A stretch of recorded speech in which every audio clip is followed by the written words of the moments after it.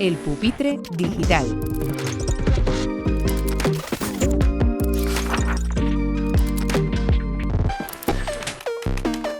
Buenos días y bienvenidos a El Pupitre Digital en Éxito Educativo, el programa que se emite en nuestro canal de YouTube y en podcast a través de las principales plataformas. Hoy tenemos con nosotros a Toni García Arias, uno de los profesores, directores del centro educativo más conocidos por sus premios. Ha sido premiado como mejor profesor en España. Ha sido también reconocido en premios internacionales, autor de distintos libros y director del centro educativo del Colegio Público en Murcia, Jorge Carrión Valverde. Muy bienvenido, Toni, muchas gracias por estar con nosotros. Un placer estar con vosotros en este tipo de debates educativos tan interesantes. Muy bien, pues Toni, la primera pregunta pasa porque nos des un poco un diagnóstico del panorama educativo español, que siempre es tan entretenido.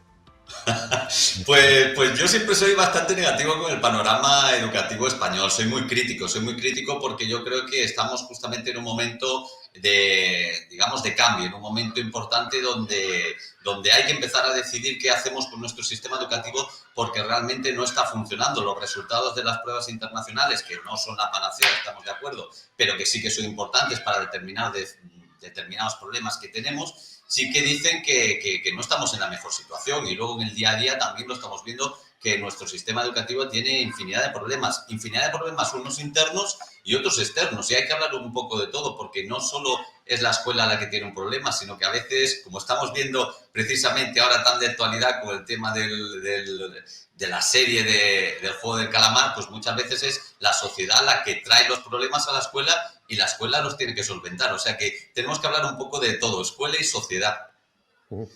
Bueno, pues si ahora de repente te llamara el presidente del gobierno y dijera, mira, Toni, quiero que seas el ministro de Educación, ni más ni menos. Bueno, ¿qué es la primera reforma que emprenderías? Mira, la primera reforma, hay quizá tres que para mí son fundamentales. La primera reforma es la del currículum. Yo creo que el currículum actual está muy desfasado. Seguimos copiando y pegando lo que hay prácticamente desde 1970. La reforma que se hizo en 1970 sí que fue una reforma bastante importante, una reforma de contenidos que en aquella época era bastante avanzada y bastante actualizada. A partir de ahí, la LOCSE también intentó introducir una serie de conceptos bastante novedosos que, bueno, tenían su cierto valor, ¿no? Pero a partir de ahí es todo un copia y pega, ¿no? Cada partido político quiere hacer una nueva educación, una ley de educación diferente, pero lo único que hace es copiar y pegar para que parezca que han hecho algo, ¿no? Pero en realidad seguimos arrastrando prácticamente a nivel curricular la de 1970. Y lo que hay que hacer en primer lugar es cambiar ese currículum, adaptarlo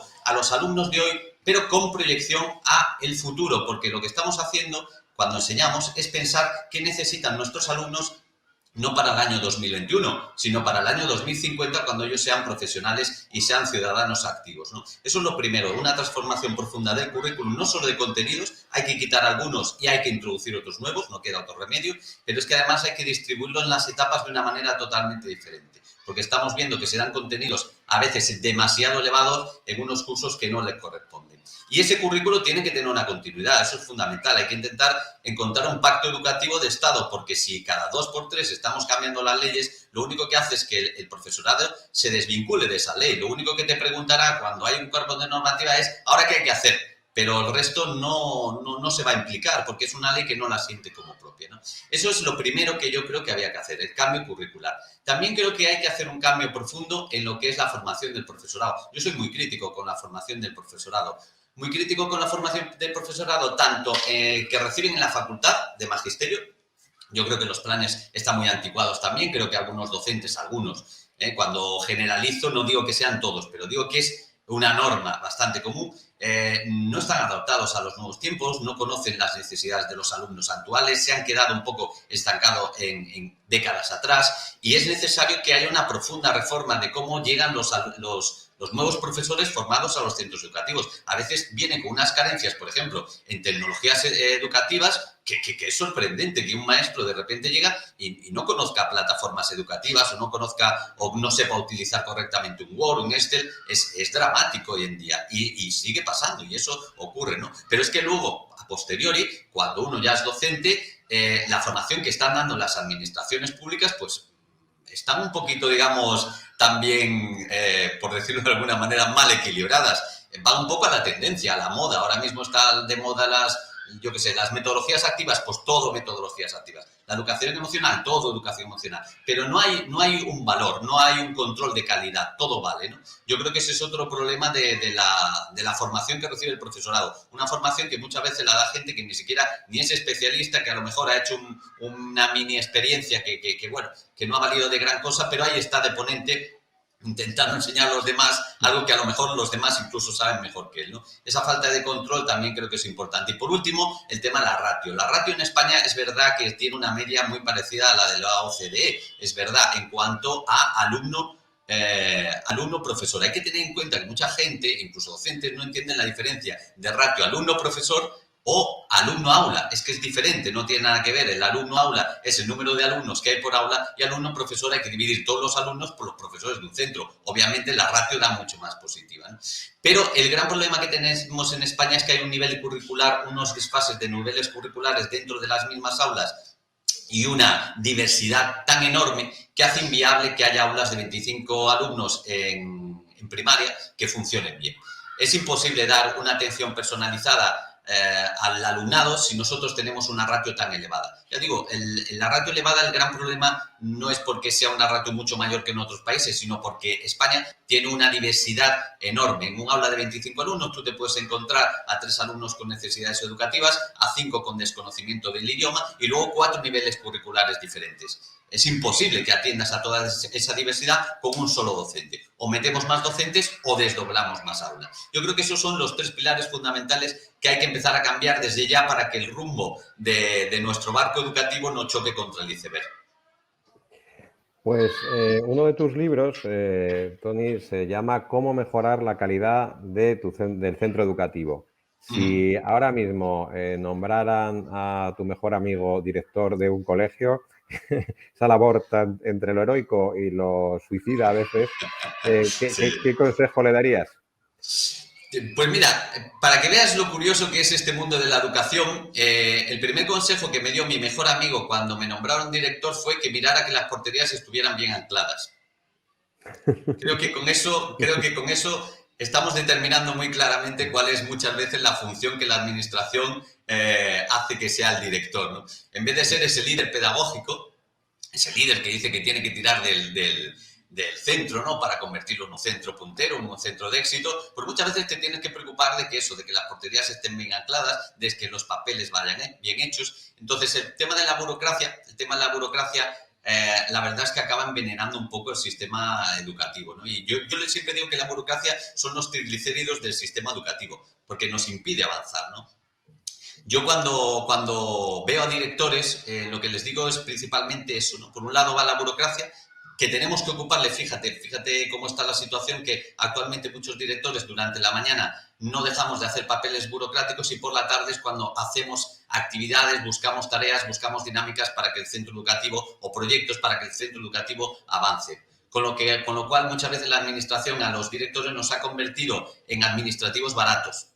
Somos administrativos baratos porque sabes que le vamos a hacer el trabajo por la mañana de la administración, del papeleo, y que por la tarde, como somos, pues nos vamos a dedicar a hacer proyectos, a investigar, a innovar para que el centro funcione, ¿no? Yo creo que el director de centro, con respecto a la pregunta que me haces tú, el director de centro lo que tiene que intentar es, primero, conocer su centro, ver cuáles son las características particulares de su centro, porque cada centro es muy, muy distinto según el tipo de alumnado, el tipo de padres e incluso el tipo de docentes. Y lo que tiene que hacer es, con todas esas características propias, buscar la mejor calidad educativa que puedan recibir sus alumnos para cuando salgan a secundario o de secundaria cuando salgan a la universidad, ¿no? Yo creo que esa es la principal finalidad. Es un tema complejo, desde luego, pero yo creo que ese es el norte que siempre debe tener un director educativo, que sus alumnos cuando salgan dentro de su entorno, de lo que es su entorno, con la mejor preparación posible para sus posibilidades futuras. Y, Tony, la carrera, digamos, o el itinerario, ¿no? Para poder llegar a ser director de un centro educativo en un centro público español, pues, en fin, también siempre se ha sometido a debate, también has hablado de formación del profesorado. Me gustaría que habláramos también de la formación del director. ¿Cómo consideras que debería ser la carrera de un director más profesionalizada, como piden algunos, más, digamos, democrática, ¿no? Que sea, digamos, un representante de los profesores? Bueno, me gustaría que nos dieras tu opinión sobre eso, formación del directivo y el sistema, digamos, de elección, ¿no? O cómo llega el director a serlo, ¿no? En un colegio público. Es muy complejo, fíjate que es muy complejo, porque cuando hablamos de que el director de un centro educativo sea maestro, que es lo habitual, pongamos en mi caso un colegio público, lo normal es que sea un maestro, ¿no? Es complejo porque eso ya te pone en una situación a veces de cierta complejidad y depende de qué tipo de carácter tengas, te puede llevar a trabajar de una forma, a trabajar de otra, ¿no? Muchas veces sabes que estar en esa situación de ser director, pues en 4, 8 años o 12, a lo mejor luego pasas a ser maestro, compañero, ¿no? Entonces, no solo puedes ser director, sino que tienes que seguir siendo compañero a pesar de ser director. ¿Qué ocurre? Que si tienes, por decirlo de alguna manera, más inclinación a ser compañero que director, puedes cometer ciertos errores, ¿no? Puedes cometer ciertas malas actuaciones porque estás fomentando más el compañerismo que el buen funcionamiento del centro y antepones una cosa a otra, ¿no? Por eso los directores a veces estamos en una situación comprometida. ¿Cómo le llamas la atención a un compañero de toda la vida que no está cumpliendo con su trabajo? Es muy difícil gestionar eso. Por tanto, la formación que tiene que tener un director es una formación muy, muy particular y la que hay actualmente, la verdad es que se encamina principalmente al ámbito normativo, pero no al ámbito del líder pedagógico. Entonces, no somos solo normativa, tenemos que saber gestionar y para saber gestionar pues muchas veces hay que delegar, hay que tener mano izquierda, hay que saber cómo gestionar los grupos de control, hay que saber muchas veces cómo tomar decisiones de manera horizontal, de manera vertical, para que todos se sientan parte y comprometidos con el objetivo del centro, ¿no? Entonces es muy complejo y a eso no te enseñan, te enseñan la normativa, cumple la normativa, esta es la normativa de recreos, esta es la normativa de entradas y salidas, esta es la normativa de recogida de alumnos, pero no te enseñan a ser líder pedagógico. La formación en ese ámbito está, pues, francamente mal, no es una formación adecuada a las necesidades que tiene un director y a la cantidad de situaciones complejas a las que se puede enfrentar un director, porque no solo es con los compañeros, es con los alumnos y es con los padres y es con la propia administración y no te forman para ello. Tampoco tienes una buena formación de gestión económica. Entonces, la formación del director tiene que ser muy, muy específica. Y luego, en cuanto a su labor, lo que sí que tiene que quedar claro es que el director es gestor y, por tanto, a veces suena mal, pero sí, puede ser compañero, pero también es jefe, entre comillas, jefe, porque al final todo lo que sucede en el centro, el último responsable es el director. Entonces, también tiene que tomar decisiones que a veces pueden ser duras y difíciles y por eso también necesita una protección por parte de la administración que actualmente pues no tiene. En otros países, se pone un poco el ejemplo de Suecia, los centros educativos tienen una gran autonomía en la gestión. ¿Crees que en España tenéis mucha capacidad de liderar cambios y, bueno, crees que tenéis suficiente independencia, autonomía en la gestión? Cero. Yo creo que los colegios públicos, y te lo digo sinceramente, cero. No tenemos autonomía, ni siquiera autonomía a la hora de cambiar el currículum. Es cierto que bueno, puedes modificar ciertos estándares, puedes darles un valor menor, un valor mayor. Es verdad que en ese sentido puedes hacerlo, pero no puedes modificar el currículum según las necesidades de tu centro. Yo he estado en centros de lo que se llama actuación educativa preferente, que ahora son colegios de difícil desempeño. Bueno, la normativa ha cambiado en ese sentido, son distintos nombres, pero siguen siendo colegios complejos, ¿no? Colegios donde el entorno es muy complicado. Y ahí es muy difícil llevar a cabo un currículum estatal. Es muy complicado, tienes que modificarlo en muchos aspectos, tienes que modificarlo a veces hasta de manera insospechada, ¿no? En los centros, con un centro como tengo yo, un centro con un 60% de alumnado inmigrante, con 15 nacionalidades distintas, con 90 alumnos con necesidades educativas, es decir, tengo un centro complejo donde el currículum yo debería tener una cierta capacidad para modificarlo a mi antojo y para poder incluir ciertas metodologías o ciertos aspectos organizativos que a día de hoy no me permiten. Y en cuanto a la gestión económica, ya ni te cuento. O sea, la gestión económica de los centros educativos, bueno, es absolutamente demoledora. Tú tienes que ajustarte exactamente a lo que marca la normativa. Tú no recibes un dinero y dices, bueno, yo puedo disponer de él para lo que creo que es mejor. No, no, te envían un dinero para determinadas cosas y tú ahí no puedes decir, oiga, es que yo no necesito esto. Yo necesito otra cosa, ¿por qué no lo puedo gastar en algo distinto, ¿no? En cuanto a eso, yo creo que los centros educativos, para que mejoren el currículum y para que mejoren la calidad educativa de sus alumnos, necesitan mucha mayor autonomía. Tú fíjate que, por ejemplo, en Canadá era un país que en el informe PISA estaba siempre en un puesto, pues, en un puesto bajo, en un puesto 30, en un puesto 40, y en un momento determinado la administración decidió que el currículum nacional, el currículum estatal, pasara a los ayuntamientos y los ayuntamientos, junto con cada centro educativo, hiciese su propio currículum teniendo en cuenta las características de su alumnado, ¿no? Y a partir de ahí, fíjate que actualmente Canadá está entre los 10 mejores, tanto en matemáticas como en lengua, como en ciencias, como en inglés. El adaptar las necesidades del centro, las necesidades de los alumnos a un currículum propio, hace que los alumnos pues vean pues esas necesidades atendidas y puedan aprender según su nivel y no según un currículum que muchas veces está alejada de su propia realidad. Uno de los aspectos en la gestión que ahora mismo más preocupan, al menos en la enseñanza privada y concertada, es toda la parte relacionada, digamos, con el marketing y la comunicación para la captación precisamente de alumnado, puesto que hay poco, ¿no? O sea, digamos que los comensales son los mismos o más para una tarta cada vez más pequeña.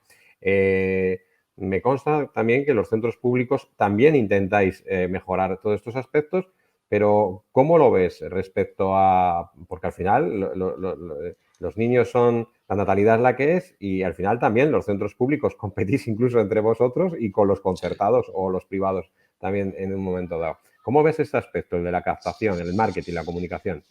A ver, yo entiendo que si se entiende la educación como una clientela, pues es normal. Y de todos los centros educativos queremos tener el mejor alumnado posible, por decir mejor, un término que no es muy adecuado, pero bueno, el mejor alumnado posible y el mayor número de alumnos posibles. Todo lo queremos para mantener el centro educativo. Si de ello depende además tu sueldo, como puede ser en colegios concertados o privados, pues mayor ahínco en conseguir esa clientela, por decirlo de alguna manera, ¿no? Yo con respecto a los colegios privados y concertados siempre digo lo mismo. Con los colegios privados no tengo ninguna problemática mayor. Con los colegios concertados sí que creo que hay un agravio comparativo con respecto a los centros públicos, porque los centros concertados pueden pedir cuotas, es algo normalizado, se sabe perfectamente, aunque no esté legislado, pero se sabe perfectamente que se hace. Los centros públicos no tenemos esa posibilidad y entonces eso hace que, y es así de triste, que el dinero haga que haya más recursos en un sitio que en otro. Nosotros no podemos competir a nivel de recursos porque un centro educativo público recibe una cantidad de dinero pues bastante escasa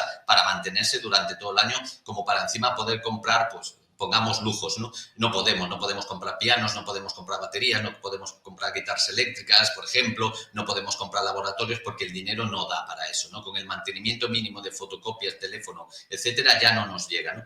Entonces, claro, eso es un agravio comparativo. Pero que se haya convertido esto en una lucha de captar alumnos, a mí no me gusta porque yo creo que cada centro educativo muestra lo que es y es verdad que muestra lo que es y cada padre debe saber elegir, pero muchas veces estamos abocados al territorio, sobre todo los públicos, al territorio donde estamos.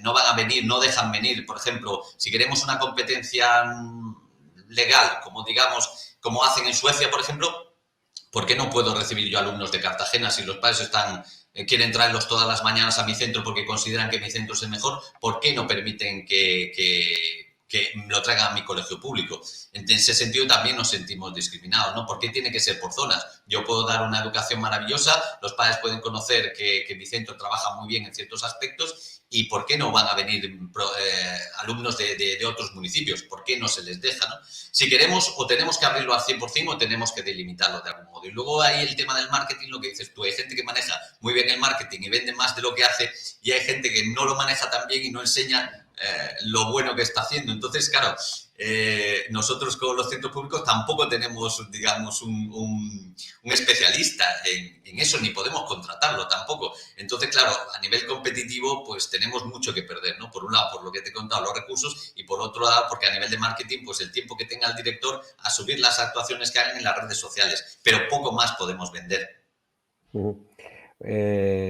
Tony, eres muy activo, sobre todo en Twitter, y la semana pasada publicabas un tuit que a mí me llamó la atención, que es: la escuela de hoy es una escuela que vive en el estrés y en la hiperestimulación, dos aspectos negativos para el aprendizaje. Realmente es tan estresante, nunca mejor dicho, también la situación en los centros. Sobre Es todo, entiendo estresante. que te referías sobre todo a un estrés que se le traslada también a los niños, ¿no? Correcto, esa es la gran problemática, ¿no? El estrés que vivimos los docentes, pues bueno, ya es normal porque ahí está a nivel burocrático, a nivel de papeleo, pues nos llevan cada vez peor, ¿no? Las nuevas tecnologías han venido, pero no han sustituido al papel. Muchas veces lo único que hacen es que nos hayan triplicado el trabajo, ¿no? Ahora hay veces que a mí me han pedido papeles por escrito, por correo electrónico y por una plataforma que tenemos aparte. Es decir, 3 papeles para lo mismo. Pero bueno, ese estrés, no hablo tanto del estrés burocrático que existe, sino ese estrés por hacer cosas para que el niño esté completamente activo durante todo el momento, ¿no? Durante todo momento. Yo creo que estamos aplicando la técnica de los juegos, esa técnica de dar, digamos, premios y esa segregación de dopamina al alumno constantemente, ¿no? A través de pasar actividades, de pasar pantallas. Yo creo que eso es absolutamente estresante y es negativo para el alumno. Si te fijas, muchas aulas, y tú además que visitas centros, verás muchas aulas donde ves que hay un exceso de papeles, un exceso de murales, un exceso de plataformas. Están las clases abigarradas completamente, están a tope de material, ¿no? Y con estímulos constantes, es decir, parece que hoy en día el alumno tiene que tener un estímulo constante, un estímulo tanto visual para dentro del aula, que todo sea muy visual, que todo sea muy llamativo, y por otro lado, pues ese estímulo constante en las actividades, tienen que pasar de una a otra cada 5 minutos, ¿no? Porque si no se aburre. Yo creo que eso hemos adaptado lo que está sucediendo en la sociedad a la escuela, pero es que es negativo. Nosotros no podemos decir, no, es que eso es lo que ocurre en la sociedad, por tanto vamos a adaptarlo a la escuela. No, nosotros tenemos que ver qué es lo mejor para la escuela. Lo mejor para la escuela son niños hiperactivos, niños hiperestimulados y niños que estén en constante movimiento. Pues no estoy yo muy convencido de que eso sea lo mejor, ¿no? Yo creo que en ese sentido tenemos un grave problema porque muchas veces para lo que es la educación se necesita una educación pausada. Tú te fijas en los países del norte de Europa y están tendiendo cada vez más a hacer centros educativos pues con una línea estética pues bastante sencilla, que no sea incómoda a la vista, que no sea excesiva en cuanto a los colores, todo con tonos muy, muy claritos, con tonos muy pastel, que incitan al aprendizaje. En España estamos en el lado contrario, ¿no? Estamos en el lado de la sobreexcitación del alumnado. Ya te digo, llevando un poco lo que es, como siempre decimos, partir de los intereses del alumno, creemos que partir de los intereses del alumno es gamificar todo, hasta el punto de hacer prácticamente eso, pasar de actividad cada 10-15 minutos para que el alumno no se aburra. Yo creo que eso no conduce a un aprendizaje pausado, conduce a un aprendizaje que en 5 minutos también se olvida. Justamente entrevistamos el curso pasado a Ciro López, que yo creo que es una de las personas referentes, ¿no? Y ha escrito libros sobre espacios de aprendizaje, ¿no? Y justamente decía eso, ¿no? Y ponía el ejemplo de la hiperestimulación, de utilizar los colores parchís en las etapas de infantil y primaria como una sobreestimulación y hablaba de que justamente se debería utilizar colores más claritos y más, digamos, más pausados, menos abigarrados para fomentar precisamente la concentración, ¿no? Y esto me conecta un poco con... Me da la impresión, yo el otro día estuve en un congreso educativo aquí en Madrid y bueno, pues hubo algunas ponencias sobre los espacios de aprendizaje y bueno, pues ahora parece que se ha puesto de moda, ¿no? También hablar de los espacios de Sí, aprendizaje. sí. Eh, ¿Cómo lo ves y cómo lo intentáis gestionar en el centro para combinar esa necesaria concentración también con un mundo también muy tecnificado y sobreinformado, ¿no? Ujú. Con exceso de información. Sí, a ver, yo la estética siempre me ha parecido importante porque además te estimula de determinada forma una estética particular, te estimula a aprender o te estimula a desarrollar todavía más la hiperactividad que todos los niños pues prácticamente tienen, ¿no? Entonces, para mí siempre ha sido muy importante. Yo desde que soy director de centro, una de mis inquietudes ha sido transformar el centro a nivel estético. Era un centro muy antiguo, un centro que tiene 50 años y un centro que ha ido acumulando un montón de materiales que actualmente pues no están acorde con la educación actual porque no están diseñados para los alumnos de hoy, ¿no? Entonces, todo eso lo hemos ido eliminando. Tenemos paredes lisas donde los alumnos pueden mostrar sus carteles, tenemos zonas amplias donde los alumnos pueden también descansar. Intentamos que se amplifiquen un poco los espacios, ¿no?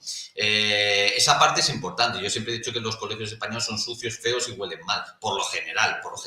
Se han utilizado pues como lugares donde están los niños. ¿Y quién más le da? Entonces, si con tal de que los niños estén atendidos y estén en un recinto vigilados, la estética, ¿qué más da? Hay cosas, y tú lo puedes observar en algunos centros educativos a los que hayas acudido, ¿no? Hay cosas que tú en tu casa no permitirías.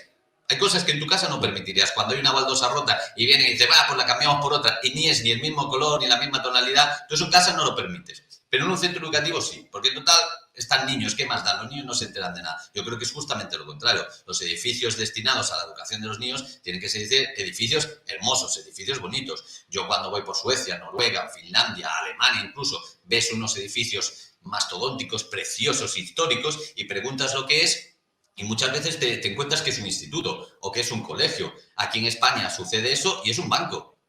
Los edificios bonitos, grandes y hermosos son bancos o instituciones, pero colegios ninguno. Y eso hay que transformarlo, hay que cambiar eso, ¿no? Y en ese sentido nosotros sí que hemos decidido darle esa transformación, darle un carácter más nórdico a todos nuestros espacios. Y, por otro lado, sí que es verdad que nosotros intentamos mantener ese equilibrio entre la tecnología y lo antiguo, porque yo creo que ahí, digamos que está la virtud, ¿no? Yo creo que sí que hay que utilizar las nuevas metodologías, es lógico, porque las nuevas metodologías nos han transformado la vida, pero tampoco podemos hacer que seamos solo consumidores. Yo una de las cosas que siempre hago en mis proyectos de innovación educativa es cuando utilizo las nuevas tecnologías, no hago que mis alumnos sean consumidores, hago que sean creadores, porque para consumir ya están por la tarde, ¿no? Ya son consumidores por la tarde. En la escuela lo que hay que enseñarles son a ser creadores, a utilizar las nuevas metodologías para el aprendizaje, no solamente para la diversión, ¿no? Y en nuestro colegio, en ese sentido, todos tenemos una línea metodológica común. Creemos que es importante la inclusión de las nuevas metodologías, pero también los sistemas antiguos hay que seguirlos manteniendo, ¿no? Yo en este sentido me quedo mucho con la rueda de Cole, porque creo que hay distintos tipos de caracteres de alumnado y a todos tenemos que darles cabida. Yo siempre pongo el mismo ejemplo. En la época antigua yo siempre soy un alumno que sacaba malas notas, un alumno que mis habilidades particulares no encajaban en la escuela de antes, ¿no? Y claro, yo tenía dificultades para sacar buenas notas. Soy una persona muy activa, soy una persona muy despistada también, soy una persona que tengo TOC, que soy un poco pues, activo de más. Y entonces, pues yo muchas veces la escuela de antes pues no se adaptaba a mí, ¿no? Y yo sacaba muy malas notas. Sin embargo, mi hermano era todo lo contrario a mí. Si mi hermano tuviera que estudiar en la escuela de hoy, antiguamente sacaba todos sobresalientes con una escuela como la que había, con una metodología muy particular, pero si mi hermano fuera alumno de la escuela de hoy, suspendería, porque su carácter introvertido no le permitiría participar en muchas de las metodologías activas que se hacen. Por tanto, no podemos pasar de repente de una educación individualizada, única, individual, donde el alumno esté frente a un libro, al 100% de una educación donde eso todo sea metodología colaborativa y cooperativa. No, porque los caracteres son distintos y unos alumnos sufren más en un tipo de metodología que en otro. Por tanto, para atender a todo el alumnado, todos los alumnos deben pasar por todas las metodologías posibles, en grupo, en individual, etcétera, etcétera. Porque si no, estamos fomentando solo un tipo de alumnado. pero al otro lo estamos marginando, ¿no? Entonces, yo creo que ese equilibrio la escuela lo tiene que tener muy claro. No estamos para hacer modas, estamos para educar alumnos. Y hay alumnos que en la escuela actual, los alumnos más introvertidos, los alumnos más reflexivos, no lo pasan bien, porque todo es gamificación, porque todo es juego cooperativo, etcétera, etcétera, y ese tipo de alumnado no le estamos dando la atención que ellos requieren. Así que un poco de equilibrio en todo esto de las metodologías. Y eso conecta claramente con el debate actual entre profesorios y innovadores, o siguiendo el símil, ¿no?, que planteaba Humberto Eco, apocalípticos integrados. ¿Por, por qué lado te decantas, o cuál es tu postura? A ver, yo creo que quizá ambas partes tengan su parte de razón, ¿no? Ambas partes, es verdad que no podemos decir que la escuela actual, la escuela innovadora, sea esa escuela que dicen innovadora, sea tan maravillosa, no lo es, porque muchas veces se hace innovación que no es innovación, y tampoco la escuela antigua era tan desastrosa como decía. De hecho, cuando tú ves a profesores actuales que han estudiado en la escuela antigua, tienen una formación buena gracias a la escuela antigua. Si no, es que no puedes decir, no, la escuela antigua era un desastre, pero yo tengo una buena formación, gracias a ti o gracias a la escuela antigua. Entonces, no podemos desterrar completamente ciertos aspectos básicos de la escuela antigua, que ofrecía unos aprendizajes muy positivos, o la escuela actual, que tan modernizada, que se basa en la innovación constante, ¿no? Innovación, hay que innovar constantemente. Y yo me río muchas veces de la innovación, porque cuando ves algunos aspectos de la innovación dices tú, esto se hacía en el siglo XVIII o esto se hacía en el siglo XIX. ¿Alguien me puede decir que hay algún maestro hoy en día más innovador que Giner de los Ríos? ¿Hay alguien más innovador actualmente que Giner de los Ríos? ¿No hablaba Giner de los Ríos ya de la importancia de la ecología? ¿No hablaba Giner de los Ríos de la importancia de aprender colaborando y compartiendo? Giner de los Ríos hablaba de todo eso. Y hablaba de la innovación, hablaba del espíritu, hablaba de un montón de cosas que hoy en día, pues de esa emotividad. No hay nadie más innovador que Giner de los Ríos. Entonces, a veces se nos va un poco la cabeza con el tema de la innovación, ¿no? ¿Qué es innovar, al fin y al cabo? Pues innovar es enseñar de una manera distinta y conseguir unos buenos resultados, pero en un centro donde todo sea tecnología, a lo mejor innovar es tener un huerto ecológico. Es que innovar no es solo nuevas metodologías, confundimos esos aspectos, ¿no? Entonces, todos los maestros de hoy en día quieren ser innovadores, todos quieren ser innovadores. Y a veces, fíjate, me da también la impresión un poco que por esto de las redes sociales, por esto de los medios de comunicación, pues hay profesores, hay una frase que me decía mi padre siempre antes, que me gustaba mucho, que decía que hay gente que viaja por viajar y hay gente que viaja por haber viajado. Son dos tipos de personas distintos. Unos viajan porque disfrutan y otros viajan para decírselo a los demás que han viajado, ¿no? Y en esto de la educación pasa un poco eso, ¿no? Hay gente que innova porque le gusta innovar, porque le gusta conseguir buenos resultados y los consigue, y luego pues gracias a ello pues es reconocido, pero hay otra gente que lo que quiere es primero el reconocimiento, quiere innovar a toda costa, cualquier cosa que sea, aunque sea a costa del aprendizaje de los alumnos. Yo creo que estamos metidos un poco en esa rueda, ¿no? Y con respecto a lo que me decías, yo por ejemplo en el área de lengua, si te fijas en el área de lengua, en la cantidad de contenidos que hay, que a veces no dan ni tiempo a determinarlos, por ejemplo en sexto, yo recuerdo cuando antes, de una manera más pausada, como decíamos, en una escuela menos estresada, pues todos los días el maestro te enviaba unas cuentas que se decía, un dictado, un copiado, todos los días, prácticamente todos los días, y se conseguían mejores resultados en el área de lengua que muchas veces los que se consiguen hoy. Entonces, hay ciertos aspectos del área de lengua, del área de matemáticas, que se trabajaban antes con una metodología mucho más pausada, mucho más individualizada, que hoy no se está haciendo, y los resultados de hoy, ya te digo, no son mejores. El copiado del dictado es malo, hay gente que lo destierra, hay gente que dice, ¿cómo vas a poner a copiar a los alumnos? Es positivo. El dictado conduce a la concentración, conduce a la atención, hace que se asimilen ciertas palabras, que se vayan automatizando. Es decir, no es negativo, porque lo haya utilizado la escuela antigua, no significa que sea un método ni fascista, ni falangista, ni comunista, ni nada. Es un método que conduce a un aprendizaje, y como tal, si da buenos resultados, tenemos que utilizarlo. Se utilizase en el siglo XX, en el XXI o en el siglo I antes de Cristo. Las metodologías buenas hay que mantenerlas. Y ya para ir un poco terminando, también por aquí, por estos micrófonos, por este espacio, ha pasado Gregorio Luri, que bueno, pues también es un defensor de lo que él llama el aprendizaje, o sea, los conocimientos poderosos, ¿no? Y la memorización también. Sin embargo, parece que todo apunta, ¿no?, que esta nueva reforma educativa bueno, pues muchas de las medidas que se van tomando van en contra de la memorización y van en contra también, incluso, bueno, pues de lo que se llama también la cultura del esfuerzo, ¿no?, y del trabajo. Mm. ¿Cómo podemos,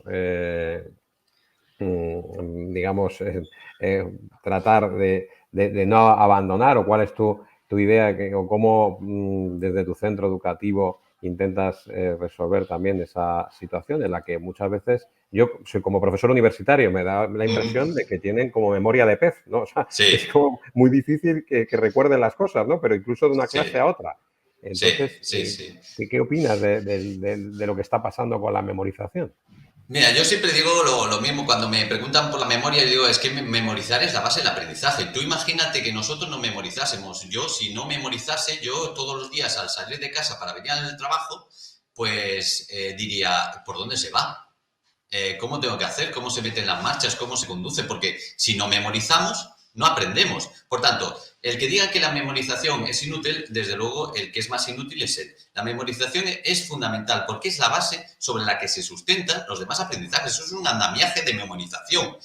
El aprendizaje es un andamiaje de memorización. Lo que pasa es que lo que sí que podemos determinar es qué es importante memorizar y qué es importante no memorizar, ¿no? Ahí es donde podemos entrar en un serio debate. Pero desde luego que la memorización es fundamental. ¿Que hay que desarrollarla? Hay que desarrollarla. ¿Que ese tipo de actividades donde se desarrolla la memoria son más aburridas? Sí. Pero también es aburrido estar en un laboratorio descubriendo la solución para el coronavirus. Es aburrido porque estás ahí aburrido haciendo miles y miles de experimentos que no funcionan, pero a largo plazo, si consigues un buen resultado, la satisfacción es mayúscula. Por tanto, tenemos que olvidarnos de esa inmediatez. No hay una inmediatez. Todo lo que hacemos hoy en día en la escuela, lo que decimos es inmediatez. Y tenemos que empezar a educar también en proyectos a largo plazo, donde los alumnos no solo consigan un buen resultado de hoy para 5 minutos, sino que los resultados los consigan de aquí para un mes, para 2 meses o para 3 meses. Eso es importante. Por tanto, tenemos que fomentar la memorización. Aunque sea aburrida, hay que fomentarla porque es la base del aprendizaje. Eso, desde luego, no cabe ninguna duda, ¿no?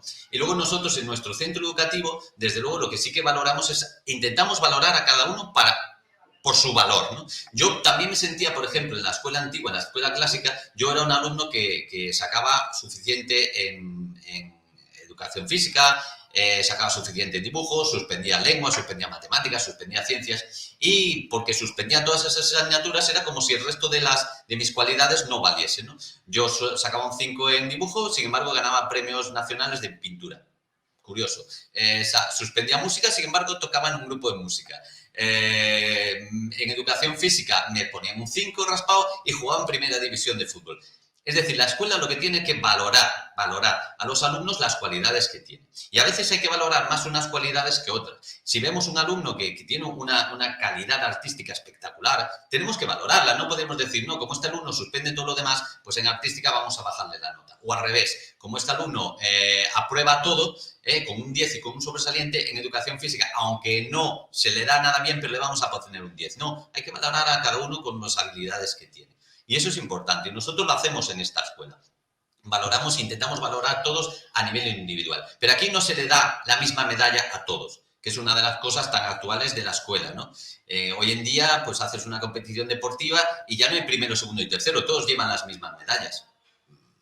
Es completamente absurdo. Se está infravalorando el esfuerzo y además se está insultando a los demás. Yo si compito, si hago una competición y me dan la misma medalla que a Nadal, pues sinceramente me parece una tomadura de pelo, porque no soy como Nadal. En ese sentido, la gente sí que lo entiende, ¿no? Que el esfuerzo, que el sacrificio, que la lucha, como Nadal, admiramos el 100% de la población española, admira a Nadal por esos valores, pero esos valores los quitamos de la escuela. El esfuerzo, el sacrificio, la lucha, todo eso lo quitamos de la escuela. Sin embargo, luego lo valoramos en otras personas. Pues si son valorables, tendremos que llevarlo a la escuela, ¿no? Yo soy estoy muy en contra de toda esa, digamos, normalización de que todos los alumnos, se dice, ¿no? Todos los alumnos son distintos, todos los alumnos son únicos y con eso lo único que haces es que todos sean los mismos. Por tanto, lo que tenemos que intentar realmente es darle a cada uno lo que le corresponde y lo que merece. Si tú tienes alumnado que no ha logrado un cierto objetivo, porque no le ha dado la gana, porque no ha querido, porque no se ha esforzado igual que los demás, no puedes darle el mismo premio que le das a los otros, porque los otros lo que comprenderán es que si ese alumno no hace nada, ya vendrá el Estado a aprobarlo por ti.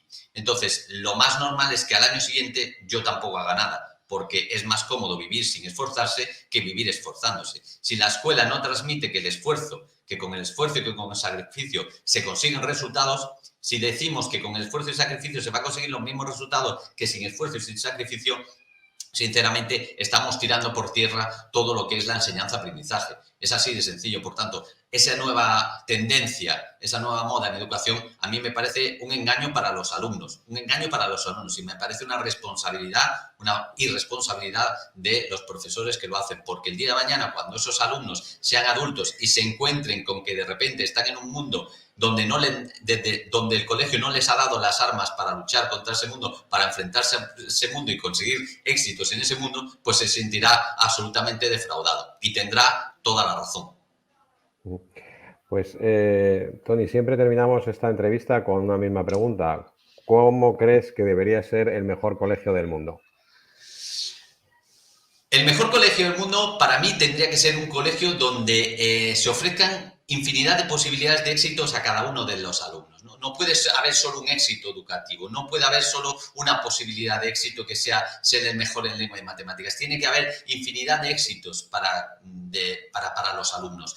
Y yo creo que debería ser, digamos, el eje vertebrador de cuál debe ser la metodología de un centro, ¿no? El deber buscar la excelencia en cada uno de los alumnos. Y luego, fundamentalmente, tener infinidad de recursos. Infinidad de recursos porque no podemos descubrir las potencialidades de grandes guitarristas si no tenemos guitarras. No podemos descubrir la potencialidad de un magnífico pintor ya desde pequeñito si no tenemos pinturas en los centros educativos, si no tenemos caballetes, si no tenemos pinceles. No podemos descubrir grandes químicos, no podremos descubrir grandes investigadores si en los centros educativos no tenemos microscopios, no tenemos posibilidad de hacer experimentos con probetas. Es decir, que la escuela tiene que tener mucho recurso para que todos los alumnos puedan descubrir cuáles son sus habilidades y sus potencialidades. Porque gracias a descubrirlas nosotros podemos descubrir grandes escritores, grandes pintores, grandes médicos, grandes músicos, y eso empieza a hacerse desde la etapa más pequeña. No todo vale en educación. Por ser pequeños no significa que no necesiten experimentar, todo lo contrario. En estas edades, principalmente en primaria, es donde más tienen que experimentar. Por eso es fundamental muchos recursos y permitir que los alumnos desarrollen todas sus potencialidades y el centro se las valore como tal. Yo creo que en eso está el éxito de cualquier centro educativo y el éxito del sistema. Pues muchísimas gracias, Tony García Arias, por acompañarnos en el Pupitre Digital y muchos éxitos para tu escuela, para tus niños y también para tu carrera como divulgador también y como referente para muchos maestros. Muchas gracias, Tony. Muchísimas gracias a vosotros por la invitación, ha sido un placer.